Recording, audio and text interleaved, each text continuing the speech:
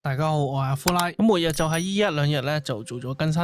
咁由上半打蟲群，下半就打幻龍。咁相信咧今次蟲群係會比較難。但係有樣好奇怪嘅地方就係呢個蟲群有40% 嘅雷抗性，但係好多人咧就用黃泉咧將佢斬到去3900分或以上。咁點解會咁嘅咧？其實呢度反映嘅原因並唔係黃泉依然強勢，而個 boss 咧要靠小怪咧去扣削印值、扣血嘅問題。由於黃泉隊配合招幽咧，係可以喺小怪攻擊之前就可以將佢一擊斬咗落嚟，而當蟲群召喚到去第5個單位嗰陣，黃泉嘅終結技係好容易衝到去9點，然後去發動終結技，一直保持呢種狀態，直到個 boss 嘅弱點被擊破。喺呢個情況下，無論個 boss 咧有幾多嘅抗性都好，只要個 boss 嘅弱點被擊破，呢一個就係 boss 嘅末日啦。呢係今次嘅機制裏面，只要你打 boss 一下嘅話，佢就會出一隻蟲出嚟噶啦。所以我認為今次個 boss 最關鍵嘅並唔係你嘅攻擊力嘅高低，而係嗰啲小蟲出嚟嗰陣，你可以有幾快去 KO 佢哋。咁我哋就講翻正題，就係關於大黑塔隊。咁呢個所見咧，目前嘅0+0或者0+1嘅大黑塔隊打蟲群嘅分數咧係大概去到3500分左右。咁我覺得0+0嘅大黑塔能夠做到3500分就已經好唔錯噶啦。如果今次咧會攞而家嘅大黑塔咧去做一個示範。咁今日嘅影片流程咧會有咁嘅安排。首先會簡介一下組隊嘅概念，然後就係觀看實戰影片，然後實戰結束嗰陣咧就會再做一啲嘅補充。今次咧就有2條影片俾大家睇。首先第一隊就係知更鳥、大黑塔翡翠同埋靈沙。靈沙咧喺大黑塔隊咧有3個重要嘅作用，第一個就係做治療，第二個就係解負面，而第三個就係幫大黑塔疊層。而靈沙嘅光錐啦就用咗4星光錐嘅一場術後對話。我試過其他唔同嘅光錐咧，我都係覺得咧一場術後對話咧係最適合我呢個嘅目前嘅狀況。但係如果羅薩復刻嘅話，一定會抽羅薩嘅光錐噶啦。咁我希望官方咧早啲咧再次復刻羅薩啦。而翡翠就係靠大黑塔咧成為收債人，從而幫翡翠充能咧去不斷打追加攻擊。而翡翠發動追加攻擊，亦都係幫大黑塔做緊疊層。咁我覺得咧要發揮翡翠有用嘅地方咧，大黑塔起碼去到2+1咧，你先至會真正體驗到。至於其他配對咧，同以前一樣咧，都冇乜大改變噶啦。咁我哋依家咧先睇實測，之後再分析。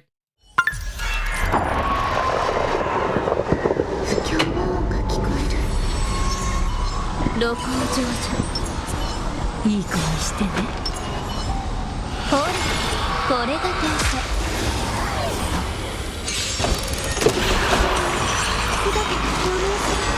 しっかりしなさい。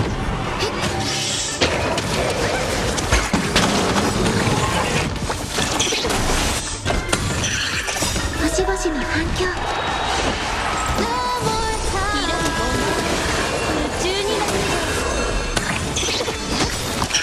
晩秋いずれ教育の時間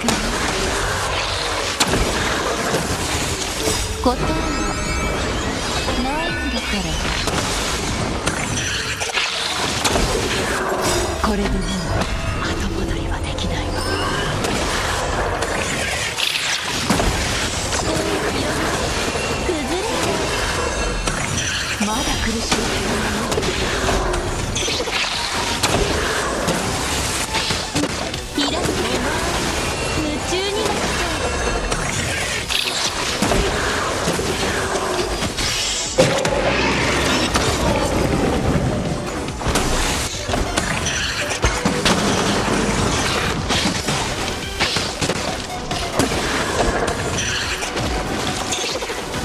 答えはないんだから悪いかもだ。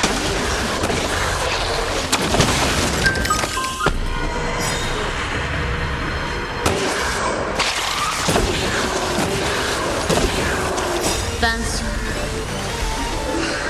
いずれ答えはないんだからこれでもう後戻りはできないわ。まだ苦しい。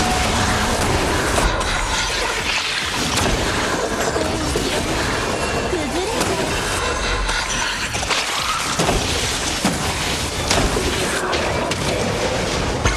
う。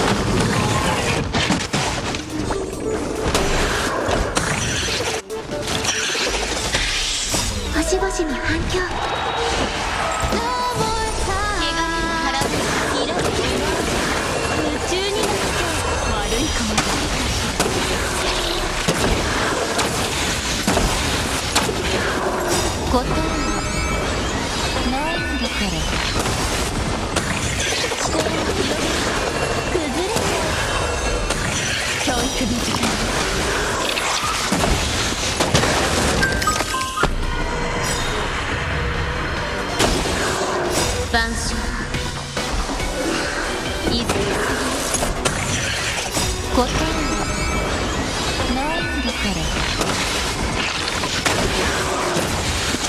これでもう後戻りはできないわ。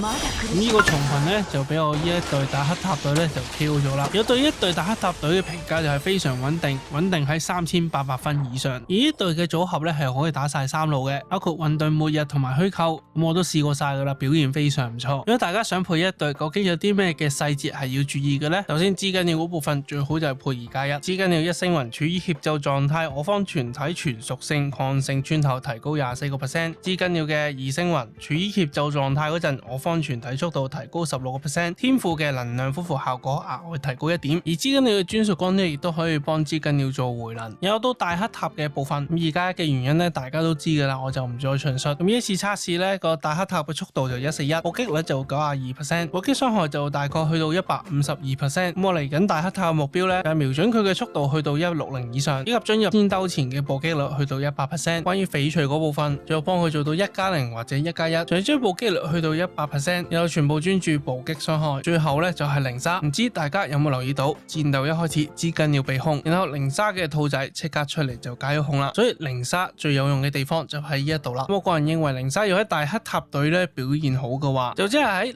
0+0嘅情況下咧去考慮佢嘅遺棄嘅部分，我要將佢嘅速度咧調整到去160或以上，就可以令到佢做到一輪兩動，又只需要專注佢嘅擊破特攻就可以啦。就為咗佢嘅治療量會多啲，以詞條嘅治療量加成，又或者能量恢復效率，你想要嘅話就隨你喜歡。遺棄嗰部分外圈就配咗2件信使、2件斯諾，內圈嗰部分就用咗劫火。你見到全部都係一個目的嘅，就係攞佢嘅速度效果去達至160速度。咁我個人認為咧，零沙嘅速度越快，又比較容易解決消耗戰技點嘅問題。而且2+1嘅大黑塔，如果佢有額外嘅靈感，就會造成對方嘅解讀神速好快被重置。而零沙嘅特性喺2+1大黑塔嘅情況下更為突出。零沙嘅戰技、終結技同埋兔仔嘅追加攻擊都係打 AOE 攻擊，亦都係為大黑塔搭更多嘅解讀神數。大致上咧，成個組隊邏輯細節就喺度講晒噶啦。而今次大黑塔嘅配對亦都唔少人放咗記憶柱咧去做測試，就係直接捨棄輔助或者生存位其中一個玩法。而呢個組隊邏輯就係透過記憶柱所俾嘅50% 真實傷害，再加上資緊要，從而瞬間令到大黑塔嘅攻擊輸出可以過百萬。咁我今次咧亦都為咗呢一個配對咧做咗個實戰，咁啊依家咧俾大家參考一下。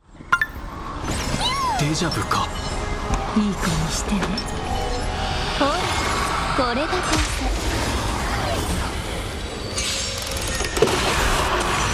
神顔が知りたい。しっかりしていこう。いける。はっ。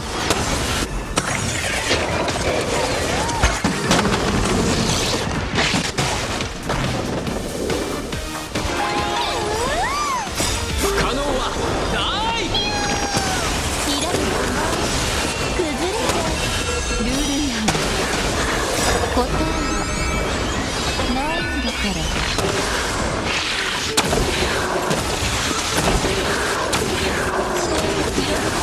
夢中になって教育の時間。星々の環境。開く。崩れちゃう。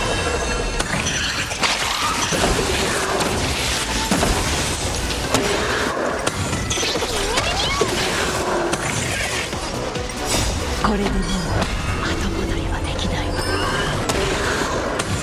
悪いかも。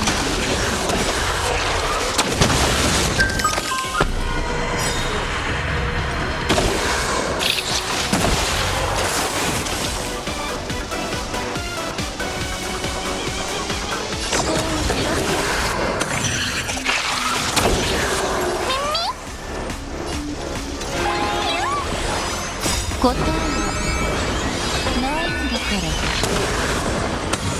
まだ苦しみ足りない。これでもう後戻りはできないわ。不可能はない。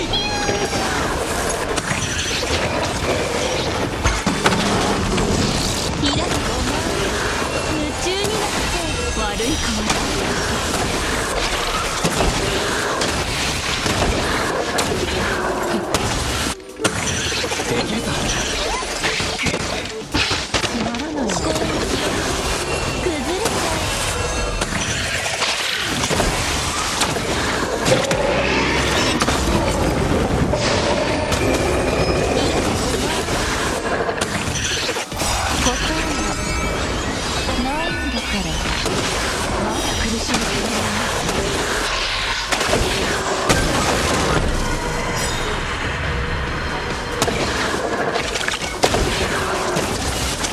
答えはないんだからこれでも後戻りはできないわ。透過記憶主嘅日隊，依然都可以做到3800分呢一個嘅效果。不過咧，我就認為咧呢一種嘅配對咧係有啲風險喺度嘅，就會出現隊友被零嘅機會係好高。你會見到我配咗記憶主之後，個個都好似力大飛磚，個個好似拍咗藥咁，喐啲就打幾百萬嘅傷害。但係呢一個就係問題嘅所在。將一隊放零沙，照道理嚟講，整體嘅傷害係要比記憶主少嘅，但係零沙嗰一隊嘅末日分數都要比記憶主呢一隊要好。咁又側面咧證明咗一點嘅就係今次呢個 boss 咧力大飛磚咧並唔係一個重點，個重點就係你可以喺幾快嘅時間內將主目標側面嗰啲目標用最短嘅時間內去將佢哋清走，從而獲得高分數。而就我目前嚟睇，記憶主咧係要走多動呢一個路線，令到迷迷盡快換100% 嘅能量，又可以做到免消耗戰技點嘅拉條，以及真實傷害嘅增益。咁暫時嚟講，我記憶主咧冇話真係好認真去刷維氣，速度就得個138嘅啫。光追嗰部分就用新嘅4星光追勝利指在朝夕間去提高我方全體目標造成嘅傷害。我嘅維氣外圈就暫時用風套，內圈呢就用劫火。